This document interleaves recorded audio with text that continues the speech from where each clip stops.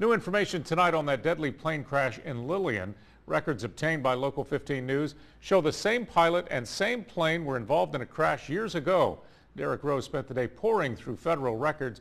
Derek, you even got your hands on the preliminary report of last month's deadly crash. Yeah, Greg, a lot to go through in this report. Something worth noting in the preliminary report is a gap in flight data prior to that deadly crash. That's something investigators, of course, will be looking at.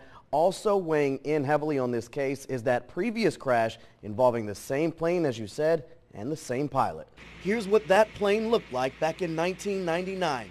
Flipped on its head after it went off the runway at the coastal airport in Pensacola. The man inside, Dean Lejedakis, a retired Navy pilot.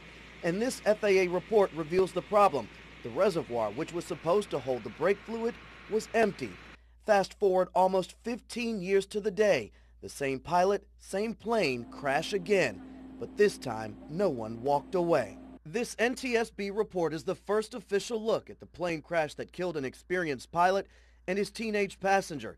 That teen was Marley McManus, scheduled to be in the air just 15 minutes on a sightseeing trip. And we've learned the passenger who successfully took that trip just before she did was her 10-year-old brother.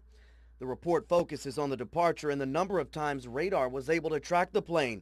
The Great Lakes 2T-1A was not equipped with a transponder, but federal regulations did not require it have one.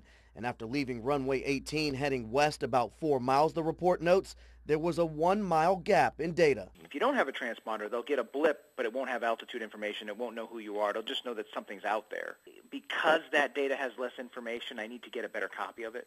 Investigators will also look at the plane's maintenance records and the pilot's history.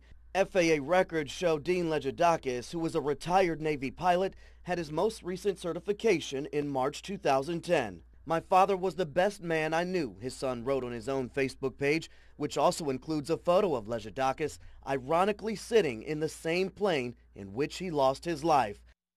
And the investigator you heard in that report from the NTSB is heading to Jacksonville, where the wreckage is being housed for now. And because this was not an extensively fiery crash, he says, a lot of the documents in the plane and some of the wreckage were salvaged and could help determine what went wrong, Greg.